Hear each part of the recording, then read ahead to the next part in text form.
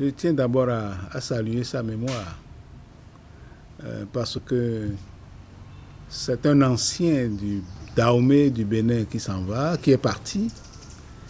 Et il a fait du bien à beaucoup de gens dans ce pays. Je sais qu'il n'y a pas l'unanimité autour de la personnalité qu'il a été, mais c'est l'un de nos compatriotes qui s'en va. Je prie le Seigneur de l'accueillir dans sa paix. Je crois qu'il faut remonter à sa jeunesse. Vous savez que c'est un ancien du séminaire Saint-Gall de Ouidah et que donc sa vocation de devenir prêtre n'ayant pas abouti, je pense que ce qu'il a reçu du séminaire l'a profondément marqué et il est resté très proche des hommes et déterminé à se battre pour que chaque homme retrouve sa dignité, sa liberté. Et donc, sur le plan politique, déjà comme étudiant à Dakar, puis à Paris, il était dans des associations qui luttaient pour l'indépendance, puisque nous étions encore sous le joug colonial français.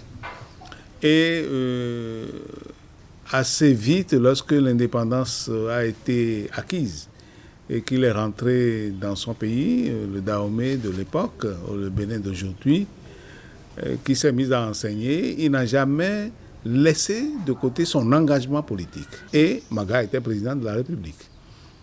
Donc, dès 1962, je crois, il a été nommé membre du gouvernement. Il était secrétaire d'État chargé de l'information essentiellement. Donc ça, c'est son premier poste. Il était à ce poste lorsqu'il a été appelé à l'Union africaine et malgache, l'UAM, qui venait d'être créée, et il est donc parti. Il est parti, il a fait l'international, si on peut ainsi dire. Puis il a atterri au Bureau international du travail, où il a passé un certain nombre d'années.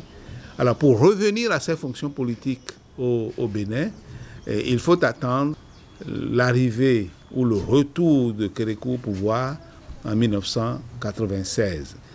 Et vous savez que son parti, enfin, notre cause commune, le NCC, avait été un des premiers partis à proposer à Kérékou de revenir au pouvoir en 1996. Et donc, à la fin des élections de 1996, lorsque Kérékou devait faire son premier gouvernement, il a, je crois, insisté pour en être membre. Et Kérékou l'a nommé ministre du Plan, chargé de la restructuration économique et de la promotion de l'emploi. C'est là qu'il a beaucoup insisté sur ce qu'il appelait le minimum social commun et qu'il a pris un certain nombre d'initiatives pour parvenir à ce minimum social commun. Ça n'a pas beaucoup prospéré après, mais en tout cas, lui, il y croyait profondément. Il était devenu une espèce d'expert en matière d'élection présidentielle. Vous vous souvenez que chaque fois qu'il y avait élection, des gens le consultaient, disaient qui va être élu. Et il annonçait ses propositions et souvent, sauf la dernière fois, eh bien, c'était ce qu'il annonçait qui arrivait.